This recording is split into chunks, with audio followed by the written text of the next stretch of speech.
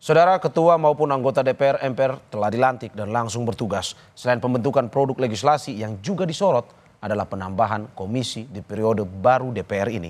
Lalu bagaimana komposisi komisi yang akan dibentuk di DPR periode baru ini? Kita langsung bergabung dengan jurnalis Kompas TV. Ada Cindy Permadi di gedung DPR Jakarta. Cindy, selamat siang. Sebelumnya muncul wacana penambahan komisi di DPR untuk mengakomodir kemungkinan penambahan kementerian di kabinet Prabowo Gibran. Lalu bagaimana isu ini bergulir di DPR? Apa tanggapan para fraksi-fraksi?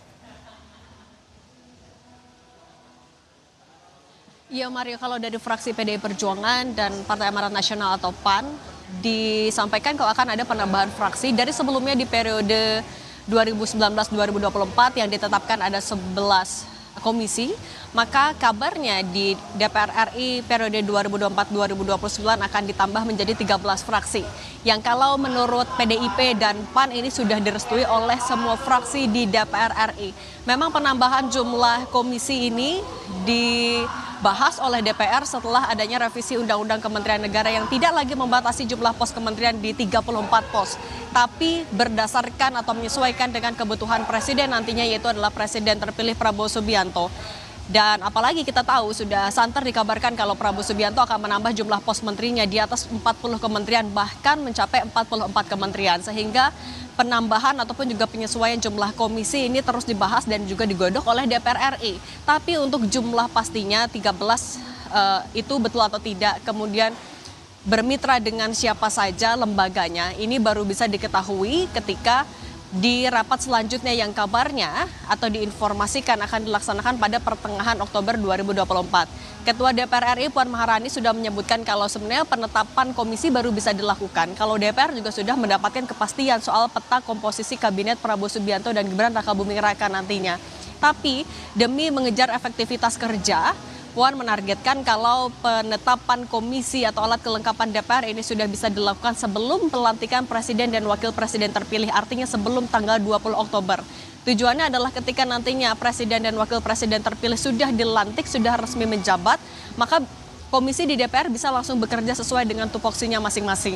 Nah, kenapa penyesuaian jumlah komisi ini juga harus dilakukan? Karena kalau menurut mantan wakil ketua DPR RI yang juga adalah Sekjen Partai Golkar Lodwig Paulus sebelumnya sudah menyebutkan kalau perlu adanya pembagian tugas yang merata kepada masing-masing komisi. Jangan sampai ada komisi yang bebannya terlalu berat, tapi ada juga komisi yang pekerjaannya terlalu ringan. Ini menyebabkan kenapa pembahasan terus dilakukan. Dan Puan juga sebenarnya sudah menyebutkan setelah adanya revisi Undang-Undang Kementerian Negara, wartawan terus mengejar bagaimana update-nya, bagaimana kepastiannya. Tapi yang disampaikan oleh Puan adalah DPR mau bekerja secara hati-hati dalam menggodok jumlah komisi yang nantinya akan bertugas selama 5 tahun ke depan. Mario. Ya, Cindy, jika penambahan komisi benar-benar terjadi pada akhirnya, bagaimana nanti prosedurnya di DPR?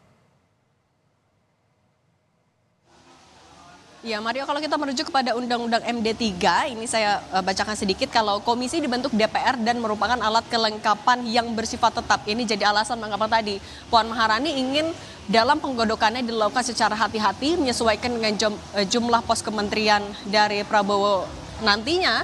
Apalagi Gerindra juga bilang rencananya akan difinalisasi untuk jumlah kementerian sebelum juga masa pelantikan di 20 Oktober 2024.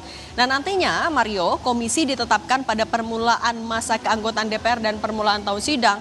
Jumlah anggota ditetapkan dalam rapat paripurna berdasarkan pertimbangan dan pemerataan jumlah anggota tiap fraksi. Karena kita tahu seluruh anggota DPR RI harus tergabung dalam atau menjadi anggota komisi kecuali pimpinan DPR dan pimpinan MPR.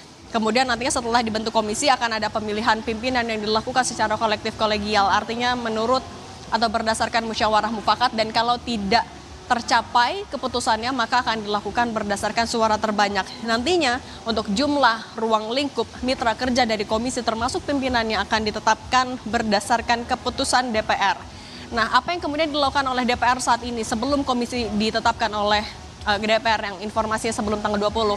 Kalau Puan Maharani memastikan kalau anggota DPR RI tidak akan kosong agendanya selama beberapa hari ke depan karena akan ada konsolidasi internal fraksi maupun juga antar fraksi partai politik di DPR RI. Karena ada 47% anggota baru yang tergabung dalam DPR periode 2024-2029 sehingga dipastikan akan ada sosialisasi bagaimana anggota DPR baru ini yang mencapai hampir setengah dari jumlah anggota DPR yang sudah dilantik kemarin bisa mengejar tugas mereka. Ketika nanti sudah ada pembagian komisi, bagaimana mereka bisa mengejar isu-isu yang harus dilakukan secara cepat, bagaimana membuat kebijakan secara cepat agar mereka bisa maraton dan bisa mempertanggungjawabkan hak-hak yang mereka terima dengan melakukan kewajiban mereka secara optimal. Itu yang dipastikan oleh Puan Maharani dilakukan oleh anggota DPR RI yang baru saja dilantik hingga nanti ada pembagian komisi pada pertengahan Oktober 2024, Mario.